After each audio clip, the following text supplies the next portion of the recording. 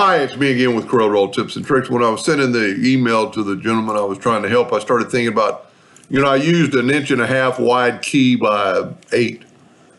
And you'd want to figure out and I did pretty close, maybe the black key should be a little bit longer. But you could always scale this down. And if you remember from the first video, this is a hairline. So you don't have to do anything to it. Let's make 2 copies. Let's hit a plus key and do it here. Let's say you only want this thing like that big. Nothing has changed. It's still a vector and it's still a hairline. Now, if you were going to engrave these individual lines instead of vector engraving, and I hope most people understand what I'm talking about. And if we do the same thing we did, now we've made it quite a bit smaller. It's only less than 1 inch, so we'll set it, 1.5 inches. Holding down the Alt key and selecting all the lines.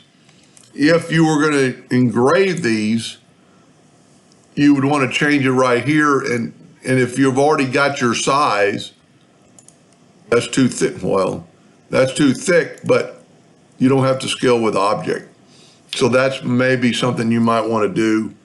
And there you go. And that would look good, but this would be normal engraving or printing. I don't know what they're doing with it. And just keep in mind that when we do that, do it after you make it your size. Because if you take it now, and when you draw it, I'm holding down the Alt key to select them all. I'm actually going to move them out of the way. It doesn't really matter. And let's make it, double click on our pen tool, and let's make it that thickness we want. Make it a little bit, okay, let's say that.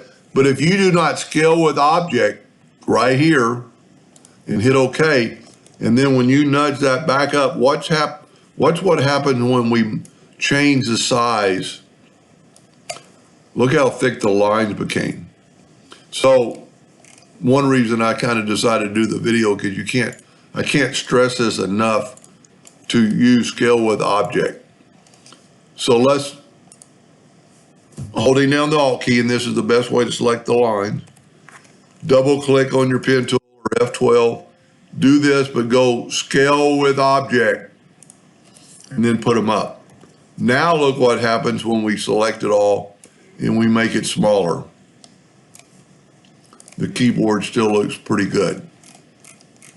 Anyway, I hope that helped a little bit. Thank you for watching.